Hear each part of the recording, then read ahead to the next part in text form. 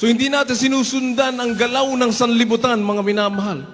Kung anong kilos ng mundo, yun din ang ating ginagawa. Hindi po, mga minamahal. Kung anong bihis ng sanlibutan, yun din ang bihis natin. Hindi po, mga minamahal. Chismis dito, chismis doon. Hindi na dapat tayo pumapatong dyan. Hindi na dapat natin pinakikinggan yan.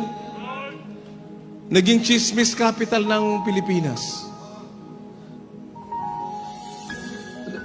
Texting capital ng Pilipinas, sabi sa pag-aaral. Mga minamahal. Pati chismis nandun lahat.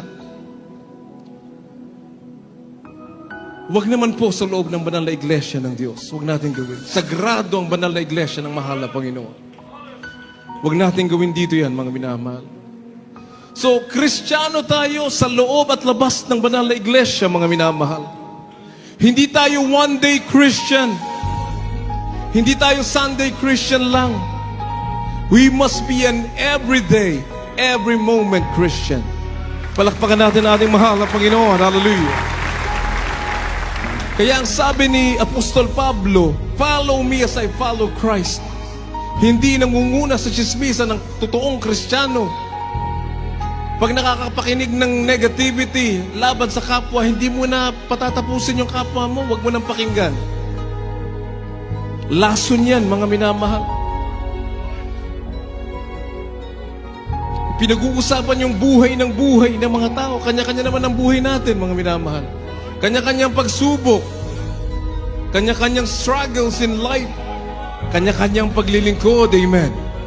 Kanya-kanyang kaligtasan. Hallelujah! Sapagkat kung papatulan natin, kung gagawin natin ang buhay ng sanlibutan, ito'y nagdudulot ng pagkasira ng pamilya. Amen?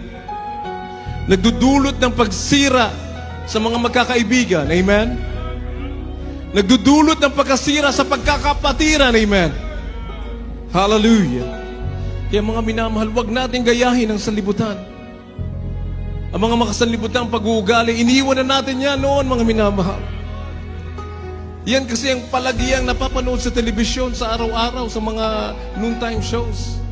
Naging entertainment na yung buhay ng ibang tao. Hindi po dapat maging sa social media.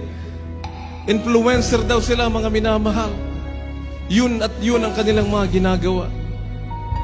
Biro mo, pati pagpapasalamat sa Diyos, kini-question bakit daw sa Diyos magpapasalamat, ba't hindi daw sa Kanya?